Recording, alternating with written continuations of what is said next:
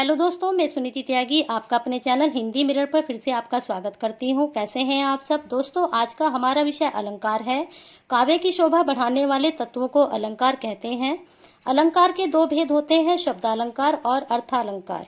रीतिकाल के कवि केशव हिंदी के प्रमुख अलंकारवादी आचार्य माने जाते हैं। इनकी मान्यता है कि अलंकारहीन कविता को कविता नहीं कहा जा सकता। तो दोस्तों, आज अर्थालंकार को हम विस्तार से समझेंगे और देखेंगे। मेरा उन दोस्तों से अनुरोध है जिन्होंने अभी तक चैनल को सब्सक्राइब नहीं किया है, वो चैनल को सब्सक्राइब करके बेल आइकन क्लिक कर दें, जिससे हमारी नई वीडियो के नोटिफिकेशन उनको मिलते रहें।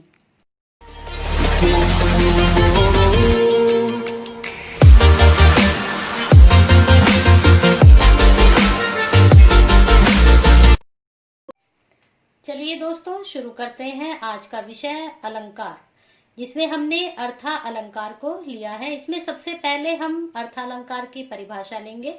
जहां पर अर्थ के माध्यम से काव्य में चमत्कार होता है, वहां अर्थालंकार होता है। अब इसके बाद हम अलंकार के भेद देखेंगे।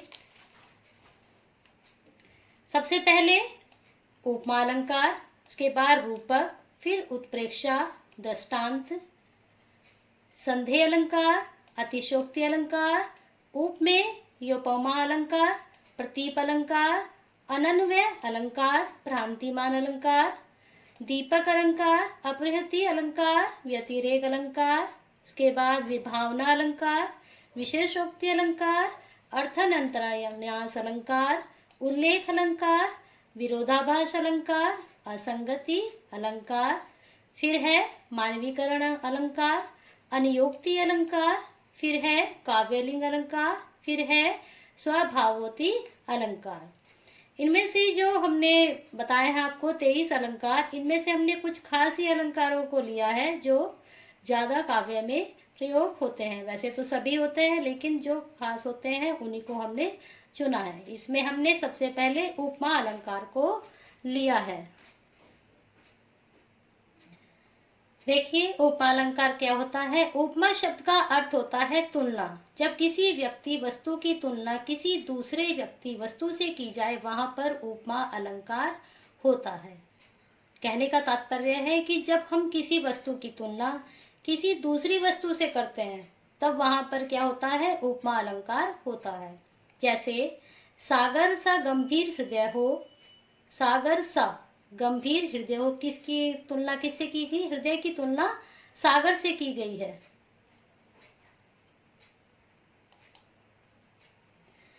गिरा सा ऊंचा हो जिसका मन, गिरी सा ऊंचा हो जिसका मन, जिसका मन पर्वत के समान ऊंचा हो। तो यहाँ पर तुलना मन की किससे की गई है? गिरी से, और हृदय की किससे? सागर से।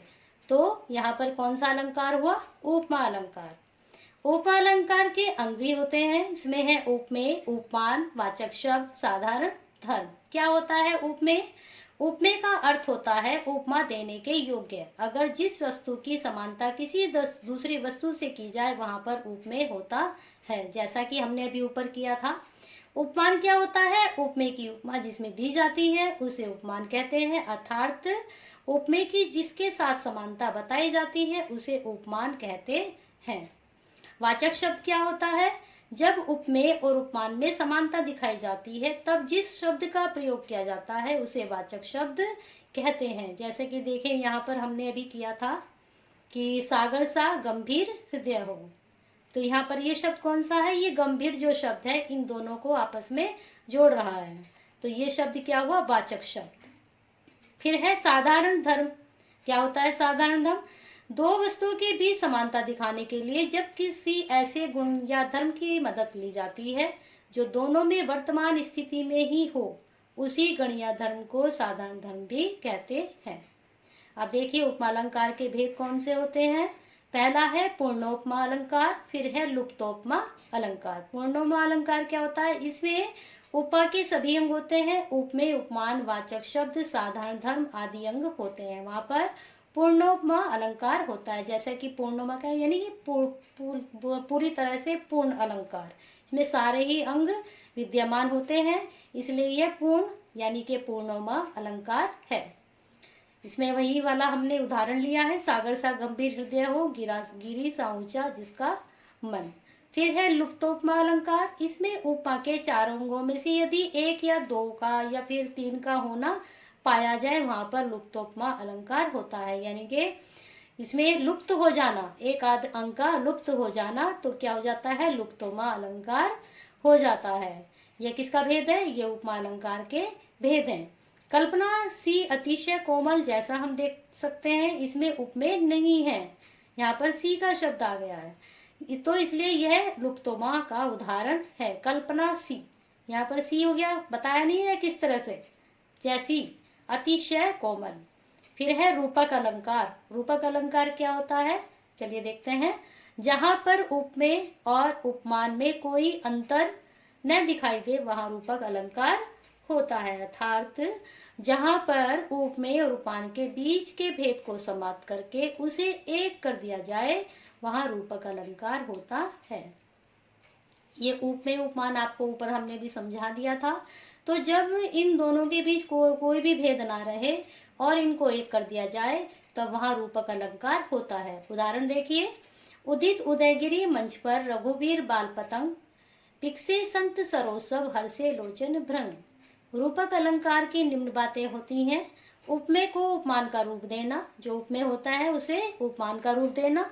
वाचक शब्द का लोप हो जाना, जो अभी ऊपर बताया था हमने भी आपको, उपमा अलंकार में वाचक शब्द क्या होता है, उपमेय का भी साथ में वर्णन होना। फिर है रूपक अलंकार के भेद, समरूपक अलंकार, अधिक रूपक अलंकार और फिर न्यून रूपक अलंकार। समरूपक अलंकार क्या होता है, इसमें उपमेय और उपमान में समानता दिखाई जाती है, वहां पर समरूपक अलंकार होता है। जहां पर उपमेय और उपमान में समानता दिखाई दे, वहां पर हम समरूपक अलंकार बोलते हैं या फिर होता है। जैसे देखिए उदाहरण, बीती विभावरी जागरी, अंबर पनघट में डुबा रही, तारघट उषा नागरी। तो यहाँ पर इन दोनों में समानता दिखाई दे रही है, उपमेय में भी और उपमान में भी। अधिक रूपक अलंकार क्या होता है, जहाँ पर उपमेय में उपमान की तुलना में कुछ न्यूनता का बोध होता है। उपमेय में उपमान की तुलना में कुछ न्यूनता, यानी कि न्यूनता कम, जो उपमेय होता है वो उपमान की तुलना में क्या होता है, न्यून होता है, कम होता है, या बोध उसका कम बोध दिखाई देता है, तो वहां पर क्या होता है, अधिक रूपक अलंकार होता है। फिर है न्यून रूपक अलंकार की, हमने आपको बताया, उसमें उपमान की तुलना में उपमेय की न्यूनता दिखाई जाती है, तो वहां न्यून रूपक अलंकार हो जाता है। इसका उदाहरण देख लीजिए, जनम सिंधु विषबंधु पुनि, दीन मलिन संकलक, सिए मुख समता पावकीमी, चंद्र बापुरो रंग। फिर है उत्प्रेक्षा अलंकार। क्या होता है उत्प्रेक्षा अलंकार, जहां पर उपमान के न होने पर उपमेय को ही उपमान मान लिया जाए, तो वहां पर क्या, इसका मतलब है कि जहां पर अप्रस्तुत को प्रस्तुत मान लिया जाए, कोई चीज नहीं है उपमा देने के लिए, तो वहां पर कोई चीज नहीं है तो हम उसको मान लें, अप्रस्तुत चीज को हम प्रस्तुत मान लें, तो वहां पर क्या होगा, उत्प्रेक्षा अलंकार होगा। अगर किसी पंक्ति में मनु, जनु, मेरे, जानते, मनहु, मानो, निश्चय, ईव आदि आते हैं, तो वहां पर उत्प्रेक्षा अलंकार होता है। किसी पंक्ति में ये शब्द जो मैंने अभी आपको बताए हैं, मनु, जनु, मेरे, जानते, मनहु, मानो, निश्चय, ईव, ये अगर शब्द आते हैं किसी पंक्ति में, तो वहां पर इसकी पहचान होती है कि वहां पर उत्प्रेक्षा अलंकार है। देखिए उदाहरण, सखी सोहत गोपाल के, उर्गुंजन की माल, बाहर सोहत मनु पिए, दावा नल की ज्वार। तो देखिए यहाँ पर शब्द आया है, सखी सोहत गोपाल के, उर्गुंजत की माल, बाहर सोहत मनु पिए, दावा नल की ज्वाल। तो इसमें देखिए मनु, जनु, मेरे, मनु, मानो, तो इसमें ये बताया गया है कि ये उत्प्रेक्षा अलंकार है, पहचान हो रही है इसकी साफ साफ। फिर है उत्प्रेक्षा अलंकार के भेद, वस्तु प्रेक्षा अलंकार, हेतु प्रेक्षा अलंकार, फलोत्प्रेक्षा अलंकार। वस्तु प्रेक्षा अलंकार क्या होता है, जहां पर प्रस्तुत में अप्रस्तुत की संभावना दिखाई जाए, वहां पर वस्तु प्रेक्षा अलंकार होता है। इनके प्रस्तुत में अप्रस्तुत की संभावना दिखाई गई। सखी सोहत गोपाल के, उर्गुंजन की माल, बाहर लसत मनो पिए, दावा नल की ज्वाल। यहाँ पर देखिए मनु आया है और यहाँ पर ये मनो आ गया है। तो आपको मैंने बताया था मनो, मनु, ये सब अगर शब्द आते हैं किसी पंक्ति में, तो वहां पर उत्प्रेक्षा अलंकार होता है। यहाँ पर क्या है कि ये प्रस्तुत में अप्रस्तुत की संभावना दिखाई दे रही है। फिर है हेतु प्रेक्षा अलंकार। क्या होता है हेतु प्रेक्षा? जहाँ अहेतु में हेतु की संभावना देखी जाती है, अर्थात वास्तविक कारण को छोड़कर अन्य हेतु को मान लिया जाए, वहां हेतु उत्प्रेक्षा अलंकार होता है। जो वास्तविक चीज है उसको न मानकर हम किसी अन्य चीज को हेतु मान ले, कारण, हेतु कारण मान ले, अर्थात वास्तविक कारण। हेतु का मतलब होता है कारण। हम किसी को दूसरी चीज को मान ले तो वहां पर हेतु उत्प्रेक्षा अलंकार होता है। फिर है फलोत्प्रेक्षा अलंकार। इसमें वास्तविक फल के न होने पर भी उसी को फल मान लिया जाता है, वहां पर फलोत्प्रेक्षा अलंकार होता है। वास्तविक फल के न होने पर, अगर कोई वास्तविक चीज नहीं है और जो है उसी को फल मान लिया जाए तो वहां पर फलोत्प्रेक्षा अलंकार होता है। चलिए आगे इसका उदाहरण देखते हैं। खंजरीर नहीं लखी परत कुछ दिन साची बात, बाल द्रगन समहीन को करन मनो तत्व जात। देखिए मनुष्य शब्द आया है इस पंक्ति में, तो यहाँ पर कौन सा अलंकार हुआ? फलोत्प्रेक्षा अलंकार हुआ। अब लेते हैं हम संदेह अलंकार। संदेह अलंकार क्या होता है? जब उपमेय और उपमान में समता देखकर यह निश्चय नहीं हो पाता कि उपमान वास्तव में उपमेय है या नहीं, जब यह दुविधा बनती है तथा संदेह अलंकार होता है। अर्थात जहाँ पर किसी व्यक्ति या वस्तु को देखकर संशय बना रहे, वह संदेह अलंकार होता है। जैसा कि नाम से ही पता चल रहा है संदेह होना, तो यहाँ पर किसी वस्तु को लेकर अगर हमें संशय रहता है, संदेह रहता है, तो वहां पर कौन सा अलंकार होता है? संदेह अलंकार होता है। यह अलंकार उभय अलंकार का भी एक अंग माना जाता है। देखिए इसका उदाहरण। यह काया या शेष उसी की छाया, क्षण भर उनकी कुछ नहीं समझ में आया। मतलब यह शरीर है या फिर छाया है, तो उनकी समझ में कुछ नहीं, उनको संदेह बना हुआ है, संशय बना हुआ है। इसकी मुख्य बातें क्या है? विषय को अनिश्चित ज्ञान होना, यह अनिश्चित समानता पर निर्भर होता है, अनिश्चय का चमत्कार पूर्ण वर्णन होता है। फिर है अतिशोक्ति अलंकार। ये अब अतिशोक्ति और संदेह, इनमें कुछ हमें कंफ्यूज रहता है कि ये दोनों कौन सा है, तो इसको ध्यान से आप देखेंगे। जब किसी व्यक्ति या वस्तु का वर्णन करने में लोक समाज की सीमा या मर्यादा टूट जाए, उसे अतिशयोक्ति अलंकार कहते हैं। जब किसी चीज को हम बढ़ा चढ़ा कर कहें और उसकी मर्यादा हम भंग कर दें, उस शब्द की भी और लोक समाज की भी, अर्थात जब किसी वस्तु का बहुत अधिक बढ़ा चढ़ा कर वर्णन किया जाए, वहां पर अतिशयोक्ति अलंकार होता है। जैसे हनुमान की पूंछ में लगन न पाई आगी, सगरी लंका जल गई, गए निशाचर भागी। यानी कि जो हनुमान जी की पूंछ में आग लगने से पहले ही क्या हुआ? लंका जल गई और वहां से निशाचर भाग गए। तो कितनी बड़ी अतिशयोक्ति दिखाई कि आग लगी नहीं पूंछ में और लंका पहले ही जल गई। फिर है प्रतीप अलंकार। इसका अर्थ होता है उल्टा, किसी बात का उल्टा होना। उपमा के अंगों में उलट फेर करने में, अर्थात उपमेय के उपमान के समान न रहकर उलट कर उपमान को ही उपमेय कहा जाता है, वहां प्रतीप अलंकार होता है। इस अलंकार में दो वाक्य होते हैं, एक उपमेय वाक्य और एक उपमान वाक्य। लेकिन इन दोनों वाक्यों में सदर्श का साफ कथन नहीं होता। सदर्श जो दिखाई दे रहा है उसका साफ कथन नहीं होता है, वह व्यंजित रहता है। इन दोनों में साधारण धर्म एक ही होता है, परंतु उसे अलग अलग ढंग से कहा जाता है। साधारण धर्म मैंने आपको भी ऊपर समझाते कि क्या होता है। नेत्र के समान कमल है। किसके समान है कमल? नेत्र कमल के समान। तो यहाँ पर क्या है? प्रतीप अलंकार है। फिर है भ्रांतिमान।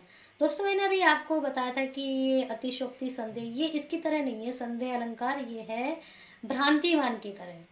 जब उपमेय में उपमान के होने का भ्रम हो जाए, वहां पर भ्रांतिमान अलंकार होता है, अर्थात भ्रम हो जाना। उपमेय और उपमान दोनों का एक साथ दोनों देखने पर उपमान का निश्चयात्मक भ्रम हो जाए, मतलब जहाँ एक वस्तु को देखने पर दूसरी वस्तु का भ्रम हो जाए, वहां पर भ्रांतिमान अलंकार होता है। यह अलंकार उभय अलंकार का भी अंग माना जाता है।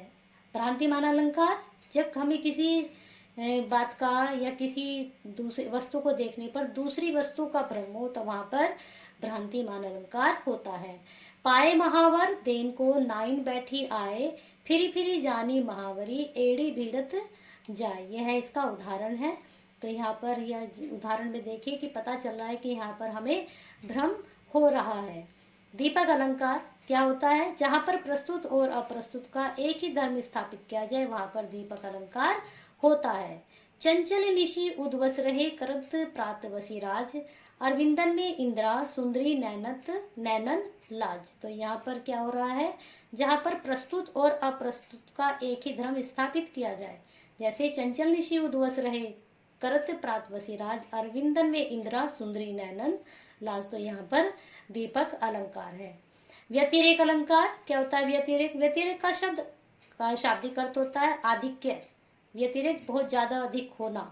व्यतिरेक में कारण का होना जरूरी है, अतः जहाँ उपमान की अपेक्षा अधिक गुण होने के कारण उपमेय का उत्कर्ष हो, वहां पर व्यतिरेक अलंकार होता है। उदाहरण देखिए, का सरवरी तेहि देव चांद कलंकी वह नी कलंको, मुख की समानता चंद्रमा से कैसे दूं। तो यहाँ पर क्या है? व्यतिरेक अलंकार है। फिर है विभावना अलंकार, जहाँ पर करण के ना होते हुए भी, कारण के ना होते हुए भी कार्य का हो जाना पाया जाता है, वहां विभावना अलंकार होता है। बिना कारण के ही काम हो रहा है तो क्या होगा? विभावना अलंकार होगा। देखिए उदाहरण, बिनु पग चले सुनी बिनु काना, बिनु पग के ही चल रहे हैं और सुन भी रहे बिना कान के ही। कर बिनु कर्म करे विधि नाना, आनंद रहित सकल रस भोगी, बिनु वाणी वक्ता बड़ जोगी। बिना वाणी के ही बहुत बड़े जोगी बन गए हैं। तो यहाँ बिना कारण के ही, ना तो कान है, अब जब कान होंगे तभी तो सुनेगा इंसान, लेकिन यहाँ पर बिना कारण के, बिना ही कान के सुन रहे हैं, बिना ही पग के चल रहे हैं, तो क्या हुआ? विभावना अलंकार है। अब देखिए उल्लेख अलंकार, जहाँ पर किसी एक वस्तु को अनेक रूपों में ग्रहण किया जाए तो उसके अलग अलग भागों में बंटने को उल्लेख अलंकार कहते हैं। क्या है? किसी एक वस्तु को अनेक रूपों में ग्रहण कर लें और फिर उसको अलग अलग भागों में बांटते, तो वहां पर कौन सा अलंकार होता है? वहां पर उल्लेख अलंकार होता है। अर्थात जब किसी एक वस्तु को अनेक प्रकार से बताया जाए, वहां पर उल्लेख अलंकार होता है। विवरण देना, एक्सप्लेन करना, उल्लेख करना, तो ये क्या होता है? उल्लेख अलंकार होता है। किसी वस्तु के बारे में आप अलग अलग तरह से बता रहे हो, उसकी व्याख्या कर रहे हो, उसका वर्णन कर रहे हो, तो वहां पर क्या है? उल्लेख अलंकार होता है। जैसे उदाहरण, बिंदु में थी तुम सिंधु, अनंत एक सुर में समस्त संगीत। फिर देखिए विरोधाभास अलंकार, जब किसी वस्तु का वर्णन करने पर विरोध न होते हुए भी विरोध का आभास हो, वहां पर विरोधाभास अलंकार होता है। जब हम किसी वस्तु का वर्णन कर रहे हैं और वहां पर विरोध भी नहीं हो रहा है, लेकिन हमें ऐसा लग रहा है कि हम जब वर्णन कर रहे हैं तो वहां पर विरोध का आभास हो रहा है, तो वहां पर क्या होगा? विरोधाभास अलंकार होगा। आग हूं जिसमें ढुलकते बिंदु हिमजल के, शून्य हूं जिसमें बिछे हैं पावड़े पल के। आग हूं जिसमें ढलकते बिंदु हिमजल के, शून्य हूं जिसमें बिछे हैं पावड़े पल के। तो इस उदाहरण से साफ साफ पता चल रहा है कि यहाँ पर विरोध नहीं हो रहा है, लेकिन हमें ऐसा लग रहा है पढ़ने से कि यहाँ पर विरोध का आभास हो रहा है। असंगति अलंकार क्या होता है? असंगति ये नाम से ही पता चल रहा है, जहाँ आपातत विरोध दृष्टिगत होते भी कार्य और कारण का व्याधिकरण्य रणित हो जो, वहां पर असंगत अलंकार होता है। हृदय घाव मेरे पीर रघुवीर, घाव तो मेरे हृदय पर है लेकिन पीर कहाँ उठ रही है? रघुवीर के। तो यहाँ पर क्या है? असंगति अलंकार है, कार्य और कारण का व्याधिकरण रणित होना। मानवीकरण अलंकार, मानवीकरण अलंकार ये मानव से संबंधित है। जब मानव को कोई चीज के बारे में आप उसका अलंकार कर देते हो, उसे अलंकृत कर देते हो, तो वहां पर मानवीकरण अलंकार हो जाता है। देखिए अब इसकी परिभाषा, जहां पर काव्य में जड़ में चेतन का आरोप होता है, जड़ में चेतन का, वहां पर मानवीकरण का अलंकार होता है। जड़ में चेतन का, जड़ में चेतन का, ध्यान से समझिए। अर्थात जहां जड़ प्रकृति पर मानवीय भावनाओं और क्रियाओं का आरोप हो, वहां मानवीकरण अलंकार होता है। मानव को लेकर हम जब प्रकृति के उदाहरण देते हैं तो वहां पर मानवीकरण अलंकार हो जाता है। जहां जड़ प्रकृति पर मानवीय भावनाओं और क्रियाओं का आरोप हो, यानी कि उनके उदाहरण दिए जाए, वहां पर क्या होगा? मानवीकरण अलंकार होगा। जब प्रकृति के द्वारा निर्मित चीजों में मानवीय भावनाओं के होने का वर्णन किया जाए, वहां पर मानवीकरण अलंकार होता है। अब देखिए इसका उदाहरण, बीती विभावरी जागरी, अंबर पनघट में डूबो रही, तास घट उषा नागरी। चलिए, तो अब हमने ये मानवीकरण, ये हमारा लास्ट था, तो हमने जो आपको ये सब बताए थे ऊपर, कि अर्थालंकार के इतने सारे भेद होते हैं, उनमें से हमने कुछ खास को लिया था। उम्मीद है आपको ये सब समझ में आएंगे। जो जो मैंने आपको पढ़ाए ये थे आपके 23 अलंकार थे ये अर्थालंकार, इसमें से हमने कुछ को ही लिया था। तो इनको मैंने परिभाषित किया, आपको अच्छे से समझाया। उम्मीद है आपको ये सब अच्छे से समझ में आया होगा। अगर आपको मेरी वीडियो पसंद आई है तो इसको लाइक एंड शेयर करना ना भूलें, और हिंदी मिरर विद सुनीति के साथ अपना प्यार और साथ ऐसे ही बनाए रखें। अगर आपको और वीडियो हमारी देखनी है तो डिस्क्रिप्शन में उनके लिंक है, आप उन पर जाकर उनको देख सकते हैं।